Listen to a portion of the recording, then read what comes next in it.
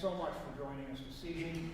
This is probably one of the 100 celebrations we've had in our community, getting COVID past us, thank goodness, amen. And one of the great things is that we go back to live performances. I can't actually recall the last live performance that we had with the Montana Chamber of Music Society. It was many, many months ago. So, again, wonderful to see you here. I obviously didn't get the memo with regard to dress. I'm extremely overdressed. It's good to see that everyone is keeping a good laid-back perspective that we all have here in Gallatin County when it comes to going to concerts. So one thing about change, you know, Michael Reynolds, this hall is named for his father, Creech. He taught me violin. We all have marveled at Mike and the Muir Quartet for many years. Change is a good thing, it's inevitable, it's beneficial. In our particular case, Mike Reynolds is no longer our artistic director. However, you can't get any luckier than to pass that mantle on to Angela Ahn.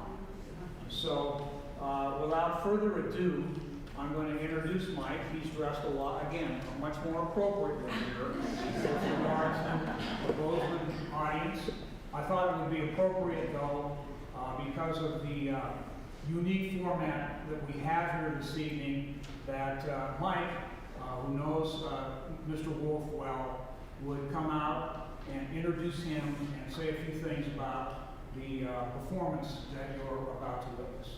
So, once again, thank you so much for coming. Please feel free to go to our website. Please feel free to click on that donate to Montana Chamber of Music Society. I know you're just dying to do that, and we would appreciate that so much. Enjoy the show.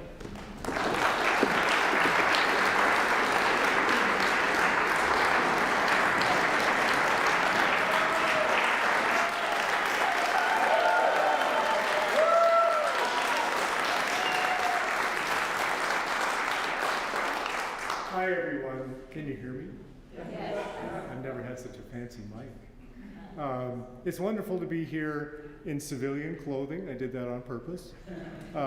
It's been wonderful to hand over the reins of the society that we created 13 years ago and the festival I created in 1989 to Angela Ahn. She is such a wonderful artist. She is an amazing violinist and an incredible musical entrepreneur, and I think that she will take the society to the next level, so it's wonderful to have her in charge. And I get to go fishing tomorrow. Speaking of fishing, Tom Wolf, who's one of the leading arts consultants in the world, is also a wonderful flute player and a fantastic fly fisherman, and this is how we bonded. The quartet played many times at a festival he ran in Maine for 51 years. And Tom and I became fast friends, both on the rivers in Maine and Pennsylvania, and on the Gallatin River, of course, well, we all know where that is. And we're going fishing tomorrow. So Tom is also, a hidden talent of his was writing books, but he mainly wrote books about the arts and advising arts organizations on how to succeed. But he is also a wonderful chronologer of family, and he's told me these many stories about his grandmother and about their Russian roots over the years, and it's been fantastic to watch this book come to life. So I think you'll really enjoy Tom's rendition of this, and of course Angela and Steve's rendition of the Franck Sonata that this book is revolving around. Thank you so much. Take care.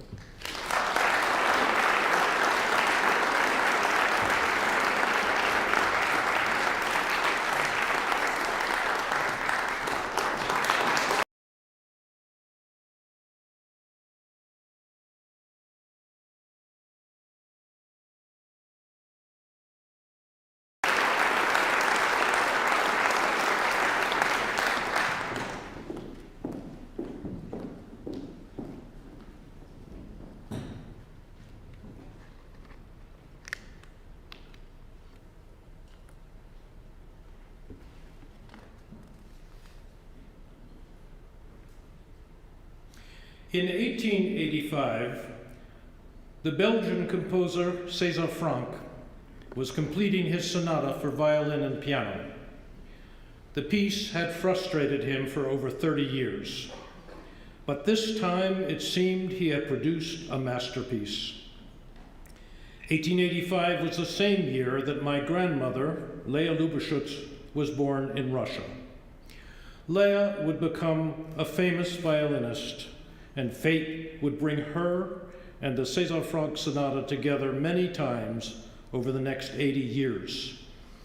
She would play the piece in numerous countries with her brother, with a son, a grandson, with the father of her children, as well as various of her lovers. After her death, it would be played by one of her grandsons, both to a sold-out audience in New York's Carnegie Hall and in front of heads of state at the White House in Washington, D.C.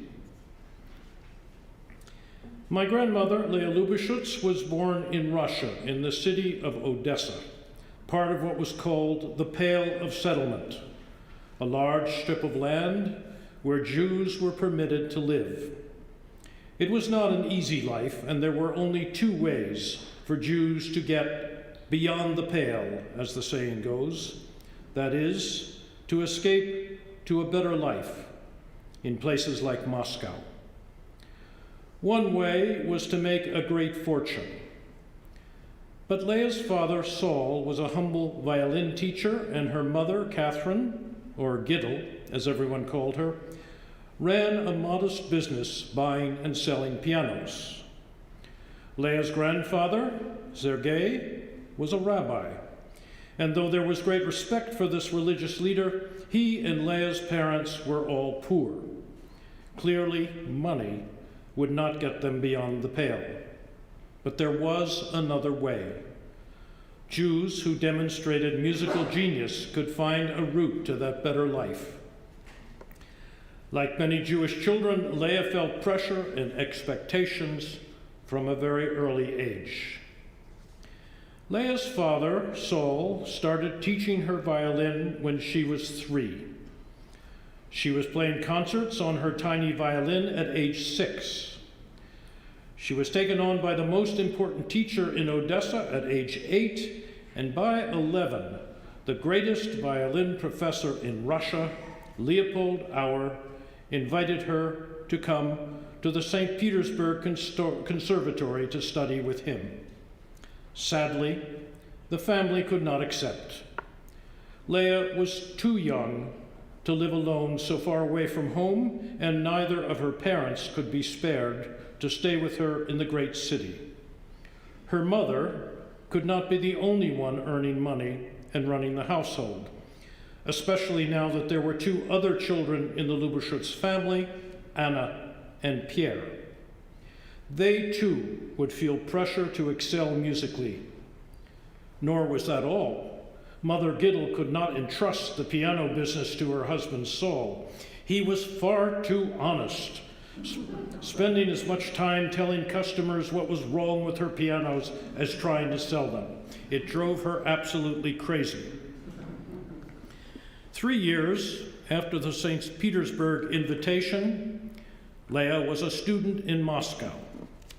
There, in the great city, were affluent relatives with whom she could live. At the Moscow Conservatory, her career was nothing short of brilliant. She was given all the plum assignments. She won all kinds of prizes.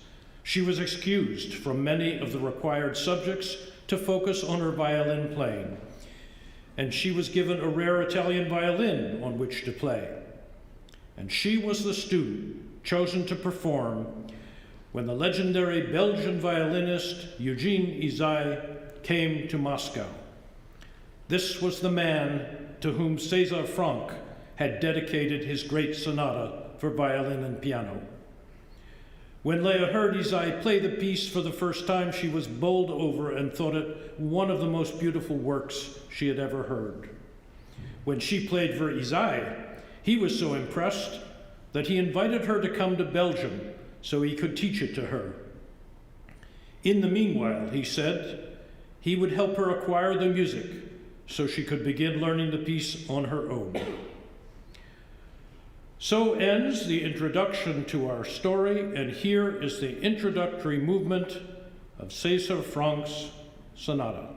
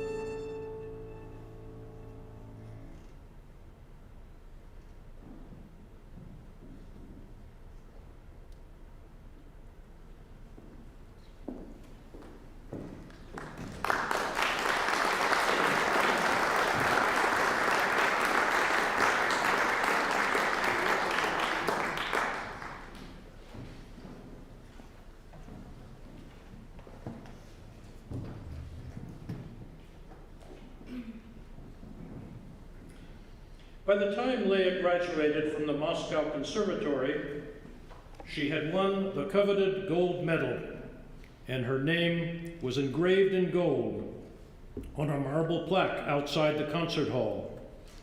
She was already concertizing throughout Russia and Eastern Europe, but her finances were precarious, especially now that her sister Anna, a cellist, had matriculated to the conservatory and was living with her. Imagine the envy of other Jewish families in Odessa. Leah and Anna's parents had managed to secure places for not one, but two of their children. Even more miraculous, in the competitive, male-dominated world of classical musicians, both of these children were girls. What Leah now needed was a patron, and her opportunity came when she was invited to play at one of the grand palaces in Moscow, that of the great art collector Sergei Shukin. The magnificent Impressionist and modern art on the wall included extraordinary Matisse murals and some of the first Picasso paintings in Moscow. But they did not impress Leah.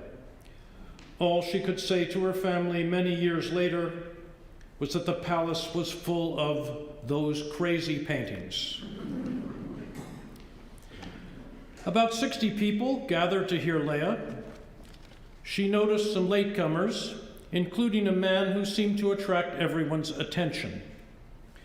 The shape of the man's head and the gentle expression in his eyes reminded her of a famous painting of Jesus. The stranger came up to the piano and asked if he might play the accompaniment for whatever came next on the program. Leah was irritated. This man was obviously an amateur, and he had no right to ruin her evening. But she could hardly refuse someone who might someday be her patron. So they played several works together, and Leah was amazed. Though the stranger was a prominent attorney and a well-known political activist, he was also a fine pianist, as well as any of the other pianists and professionals she had concertized with. Then he said, "Oh, I notice you have a sonata here by César Franck. Shall we read it together?" Now Leah was truly angry. An amateur pianist in Russia would be unfamiliar with this difficult and little-known work. He would botch it up, embarrassing himself and her. Once again, she reluctantly agreed, and then the most extraordinary thing occurred. The stranger played the piece nearly perfectly and beautifully. Leah was incredulous and in love. As you may have guessed, Onisim Goldevsky, the man who played the Franck Sonata with Leah that night, was my grandfather. As it happens, he had known about the sonata for some time. He had heard it when Eugenie Zay had played it in Moscow, and he had made a point of finding the music when he made one of his frequent trips to Paris. He had been practicing the piece for months, but this was something a mesmerized Leah would not know for some time. My grandfather Onisim became Leah's patron, and in time, the father of her 3 children. Some claim that my resemblance to my grandfather is striking. Leah would write in her memoir, "He was to me father, teacher, husband, devoted friend, and critic to the last minute of his life."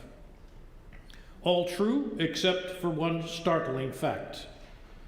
Onisim was never Leah's husband. In fact, until Onisim's death, he remained married to another woman, the distinguished Jewish writer Rachel Kin. Rachel was far more famous than either Leah or Onisim. She was a friend to the writers Turgenev, Tolstoy, and Émile Zola, the latter of whose novels she translated into Russian. I learned of this bizarre love triangle only after becoming a grandfather myself, and it came as a great shock. Onisim would maintain 2 households, preside over 2 families, and carry on as one of the leaders of the revolutionary movement in Russia. Despite bearing 2 sons within the space of 14 months, Leah could take enough time from child rearing to triumph throughout Russia, in Western Europe, and on her first trip to America, where her performance in Carnegie Hall in 1907 elicited a dozen encores. She lived in grand style in a Moscow apartment large enough to include a study for Onisim. The room contained a giant portrait of Leah more than 6 feet high that he had commissioned.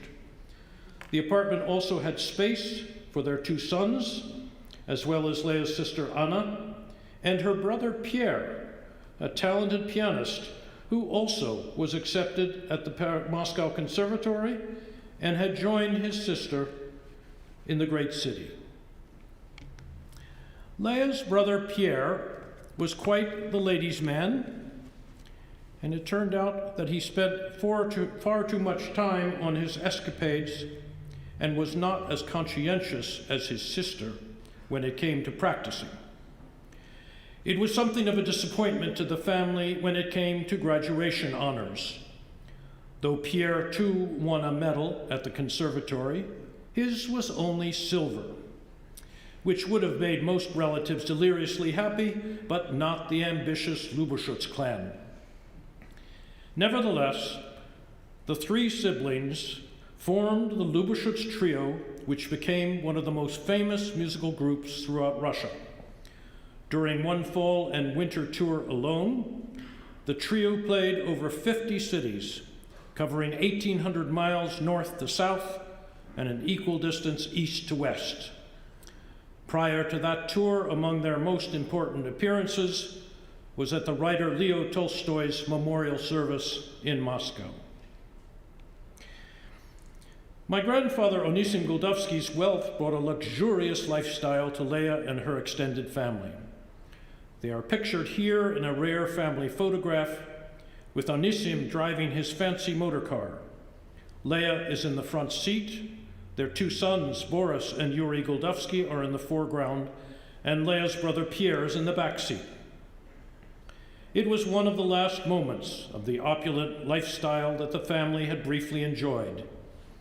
It turned out that Onisim's political work was dangerous and brought many risks. He was a leader of a political party pressing for a constitutional democracy in Russia. When the revolution came in 1917, he was reviled both by the right, those loyal to the Tsar, and the extremists on the left, the Bolsheviks. From a life of ease and wealth, he and Leah were reduced to poverty and struggled to feed the family.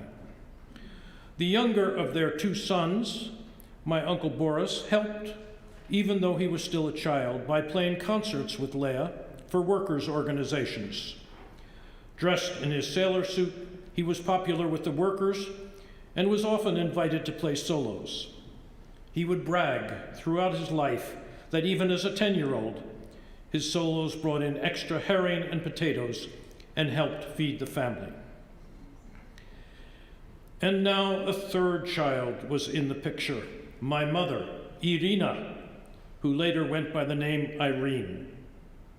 It was clear that the family's best hope was to leave their homeland, but by 1921, this was not so easy to do. Leah was able to rely on her reputation as one of the great performers representing the Soviet Union. She persuaded the authorities to let her go on a concert tour of Germany with her young son, my uncle Boris Goldovsky, serving as her accompanist. Unbeknownst to the authorities, she planned never to return. Onisim promised he would follow with the other children when he could. But what no one had anticipated was my grandfather's untimely death soon after. Hounded by the Soviets and with the threat of arrest, the stress led to the cerebral hemorrhage that killed him. And so we turn to the second movement of the Franck Sonata, reflecting the violence and turmoil of our story.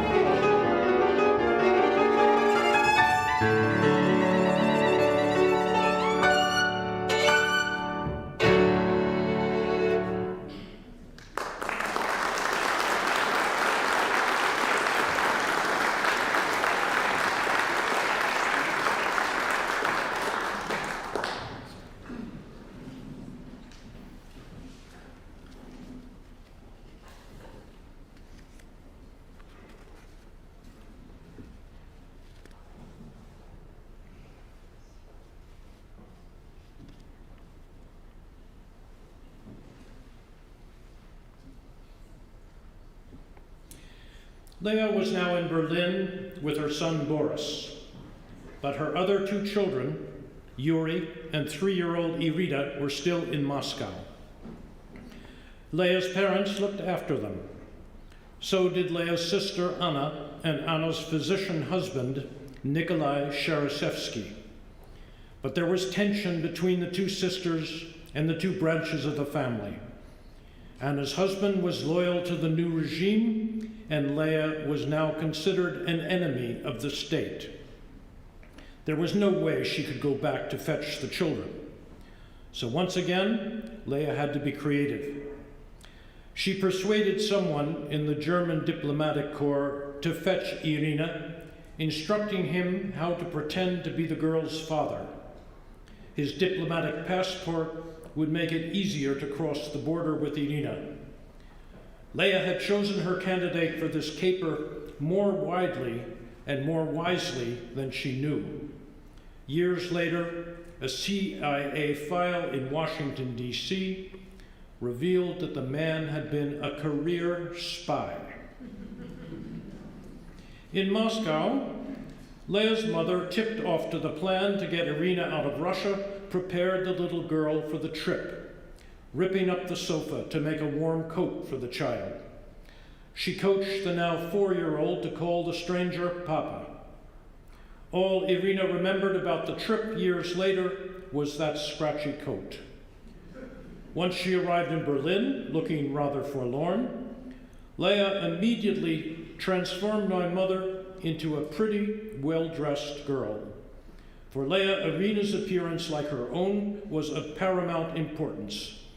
And even 3/4 of a century later, Irina, now with the anglicized name of Irene, would continue to be strikingly beautiful and always well-dressed. Berlin had been a good choice for Leah. The well-respected musician Leonid Kreutzer agreed to conduct the prestigious Berlin Philharmonic to introduce Leah and her son Boris as soloists in a high-profile concert. He also agreed to become Boris's piano teacher. All was going well until Leah was caught in a scandalous affair with the married Kreutzer. Her reputation in Berlin was soon in tatters, and she beat a hasty retreat for Paris, settling in a large apartment, walking distance from the Eiffel Tower. It was there that her mother, her father, and her brother Pierre joined her. How did these adults get out of Russia? Pierre had been playing piano accompaniment for the American dancer Isadora Duncan in Moscow. Duncan had praised the new Soviet regime and was popular with top officials. She was able to arrange exit visas and safe transport, leading to family unification in Paris. Only Leah's eldest son, Yuri, now a university student, and her sister Anna's family elected to stay in Moscow. The family would remain separated for the rest of their lives. In Paris, Leah began to worry that her career had stalled. She had not been invited back to America, where the most illustrious musicians were now touring and making a lot of money.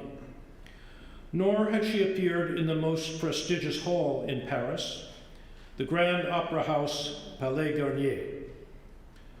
So she convinced her friend, the famous Russian basso, Fyodor Shaliapin, who was now living in Paris, to perform a joint recital with her in the famous hall in hopes she might be noticed by important people. Playing the Franck Sonata magnificently, according to critics, she came to the attention of Saul Hurok, the most important impresario in America. He was so impressed, he promised her an American tour the following year, and she would never look back. It seems that Leah's life and career were often propelled by performances that turned into love affairs with important men. Another of these men was Joseph Hoffman, and he was among the most famous musicians on the planet. They played a concert together on a transatlantic ship journey, performing the Franck Sonata, of course. And what happened after the concert was a matter of gossip for years. Some say that Leah arrived to celebrate the evening's performance in Hoffman's stateroom, wrapped in her famous furs and nothing else. It was a rumor that Hoffman himself may well have encouraged. And whatever happened that night, we do know that 3 years later, Leah and Hoffman were playing the Franck Sonata in Carnegie Hall and throughout the world. And Leah had a new job. She was teaching violin at the newly formed Curtis Institute of Music in Philadelphia, where Hoffman was director. She also had a new violin, the magnificent Nightingale Stradivarius, so called because of its beautiful singing tone. It was a gift from the Naumburg family, people who loved music and loved Leah. She and that remarkable violin would play the Franck Sonata for many more years. One of Leah's favorite places to play was Rockport, Maine. It was here that Mary Curtis Bach had established the summer school of her Curtis Institute of Music. Every summer, Leah would move into a house on Rockport Harbor that she had named Mary Leah Cottage. From her porch, she could look out to the lighthouse. Daughter Irene, my mother, took to the water immediately. Every day, she would row out to have lunch with the lighthouse keeper and his wife, who loved hearing stories about those strange musical foreigners. As we listen to the meandering third movement of the Franck Sonata, we can be content that Leah's wanderings were now nearing an end. The United States would remain her home for the rest of her life.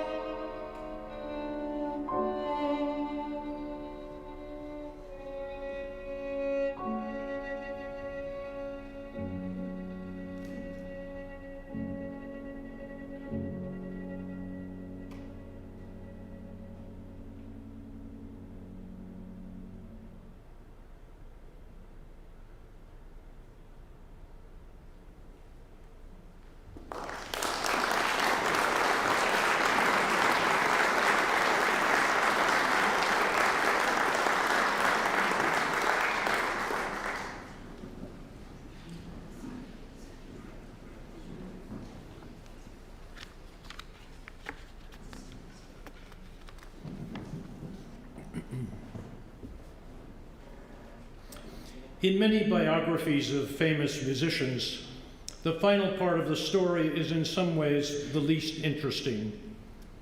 The main character goes from success to success, but we lose the excitement and the drama. This was not the case with Leah, who was now so famous as to be subject not only of formal portraits, but newspaper sketches and cartoons. Leah's career would flourish over the ensuing decades, but cataloging all the high points does get a bit repetitive. So it might be more interesting to talk about Leah's second career, her family. That never got boring. Once in America, the family saga actually begins with a tragic event, the death of Leah's eldest son, Yuri, in Russia. Yuri had made a success as a mathematician in Moscow, and despite Leah's entreaties, he had resisted joining her in America. He was treated extremely well by the Soviet regime, and he held a prestigious teaching job. Then disaster struck.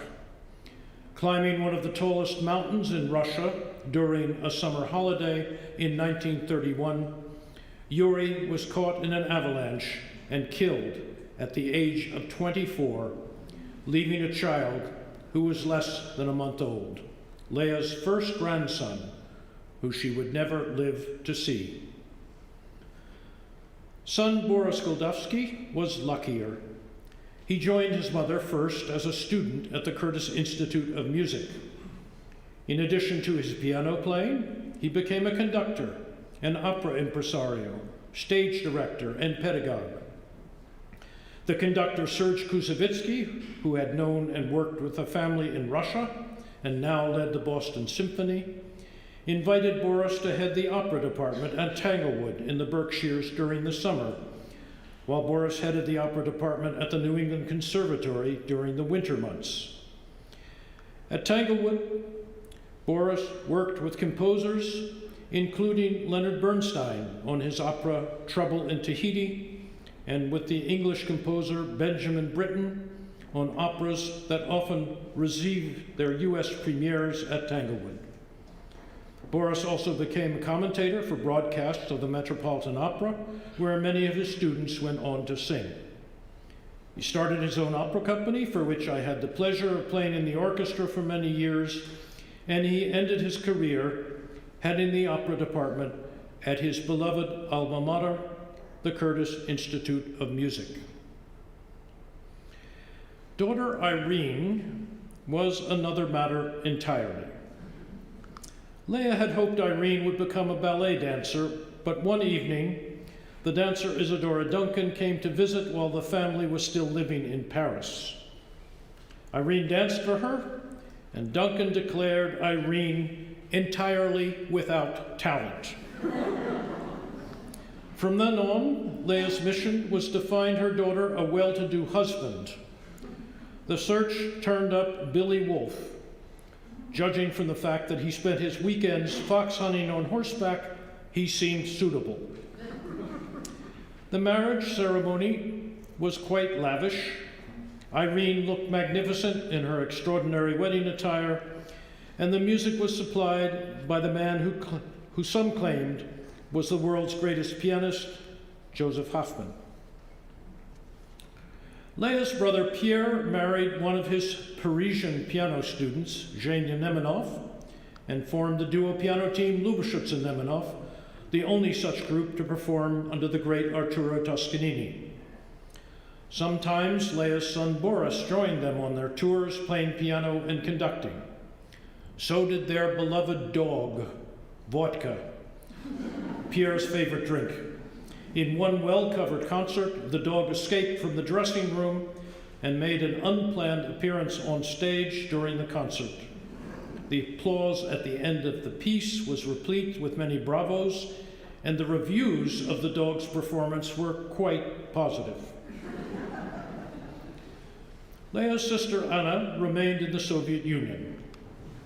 Sadly, during the Stalinist purges in the 1930s, it became too dangerous for the sisters to communicate, and they never did so again. Anna had had a brilliant career as a cellist, being honored around the time of her 80th birthday. The gala event was presided over by the Soviet Union's most famous cellist, Mstislav Rostropovich. But Leah would never know about her sister's success.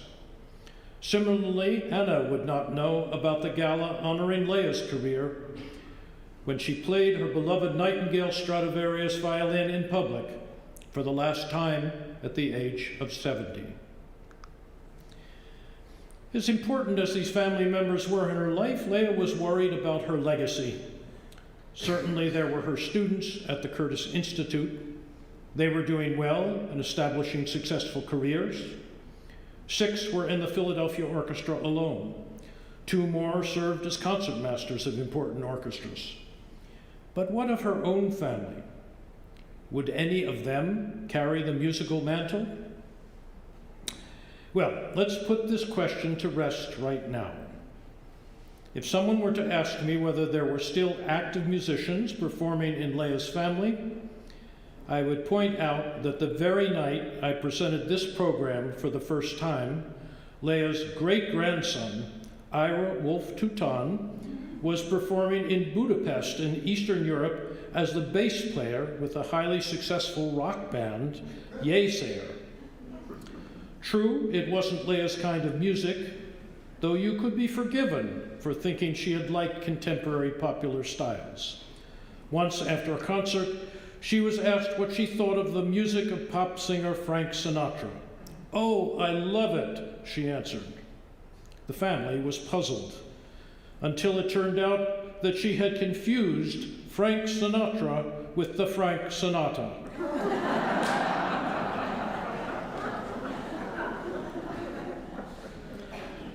As to the question whether anyone in the family still appears at Carnegie Hall, I would point out that a couple of years ago, Leah's great-great-granddaughter, Sasha Blair Wolf, sang there before going on a tour of Italy that culminated in her singing at St. Peter's Basilica in Rome. But let's go back. What about the intervening generations? Leah wanted at least one of her grandchildren to carry forward the family's leadership in the field of musical performance. Who among them would perform the Franck Sonata? Her son Boris had produced 2 grandchildren, and daughter Irene had produced 6. The numbers were in Leah's favor, but she was shocked to discover the laissez-faire attitude of American parents. "What do you mean you're not going to make him practice 4 hours a day?" she would ask. "How dare you insist your children should waste time preparing for college when they should go to a music conservatory?" It was a pitched battle that Leah was to lose over and over again until she finally made a stand. And for better or worse, it involved my brother Andy and me. How we suffered. Leah was a strict taskmaster. Among my least favorite memories is having my fingers wrapped with a ruler when I placed them on the wrong part of a violin string. Our mother felt sorry for us and allowed us to switch instruments after a few years of Leah's violin tutelage, and we both did, of course. This did not lead to the escape we so craved, since Leah still supervised our musical educations, sometimes marshaling oldest brother Nick to round out a chamber ensemble. But if the method to Leah's madness was to turn Andy and me into musicians, she succeeded. I would become a professional flutist and Andy a pianist. Leah was pleased when we both got to solo with the Philadelphia Orchestra, when we established Bay Chamber concerts to continue the tradition of summer music in Rockport, Maine, and when Andy played the Franck Sonata for the first time. She did not live long enough to hear him perform the piece with the great violinist Isaac Stern in Carnegie Hall and at the White House. But clearly, he would carry her musical mantle for decades, or so we all thought. By this time, my brother Andy had performed on 6 continents in the great concert halls of the world, and he was still a young man in his 30s. Then one day, it all came crashing down. Andy collapsed and was diagnosed with a fatal brain tumor, the same kind that had brought Leah to the end of her life. Shock turned into anger and then into determination. Andy fought hard and practiced piano for months. Many of his colleagues, including Isaac Stern, promised him concerts once he got better. Another of these musicians was the former Boston Symphony concertmaster Joseph Silverstein, who told Andy he should choose a program for their annual concert in Boston. Not surprisingly, Andy chose to end the program with the Franck Sonata. Did he sense that this might be the last piece he would ever play in public? Andy's health had deteriorated badly, but he fought on and prepared for the event. He sat at the piano for hours. Though his language was poor and he could no longer read music easily, extraordinarily, his playing sounded wonderful, and he had an amazing musical memory. The concert took place on January 20th, 1885. Andy played the opening music, a Mozart sonata, quite beautifully, though I knew it was by rote and by memory. When the final chords of the Mozart sounded, I breathed a sigh of relief. Joey, as nearly everyone called Joseph Silverstein, had agreed to play an unaccompanied sonata to complete the first half of the program. That would take some of the strain off of Andy and allow him to rest before the great César Franck sonata. Andy had a new confidence as he stood by the piano backstage and prepared to walk out for the second half of the program. Joey Silverstein, who had seen so much in his long career and had played the Franck sonata so often with so many people, young and old, was calm and positive, not in any way indicating that this was a difficult moment. It was just like 1,000 other times, no muss, no fuss. Okay, he said, all ready? Let's go.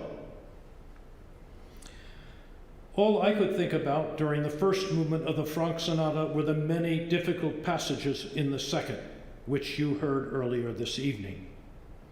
I was astonished when the second movement ended so quickly without the hint of a mistake. Andy sat quietly and waited for Joey to indicate that he was ready to begin the third movement.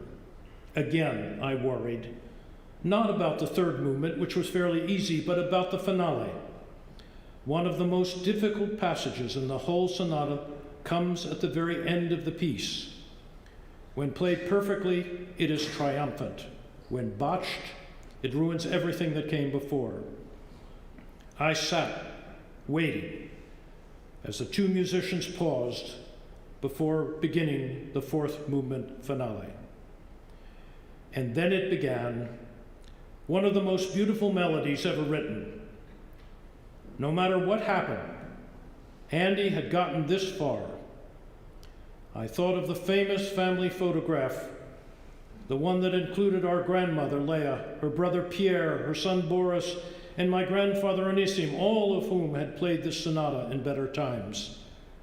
They were all rooting for Andy. I know they were. He would do it. And he did. Andy played that final passage of the sonata exactly as César Franck had penned it in his manuscript a century before. He played it as he had so often. All the notes were there, and it was beautiful. As Andy and Joey played the final concluding chord, deafening cheers filled the hall. A miracle had taken place. Everyone who knew Andy and what he had been through over these many months understood. His death would follow within months, but on this night at least, he had stared death in the face, and Andy had won. The reviewer for the Boston Globe offered words that were more poignant than perhaps he even knew.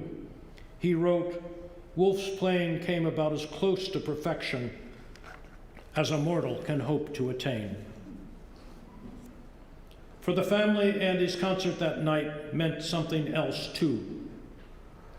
It was exactly 100 years after César Franck had delivered his sonata to the world, and more than 3/4 of a century since Eugenie Zay had taught it to Leah. But on this night, Leah's grandson, she had coached so lovingly, had played the family's final performance of the work, and it had been magnificent. This, even more than Carnegie Hall, even more than the White House, had been Andy's true triumph. And it had been something far more. It had been Leah's enduring legacy.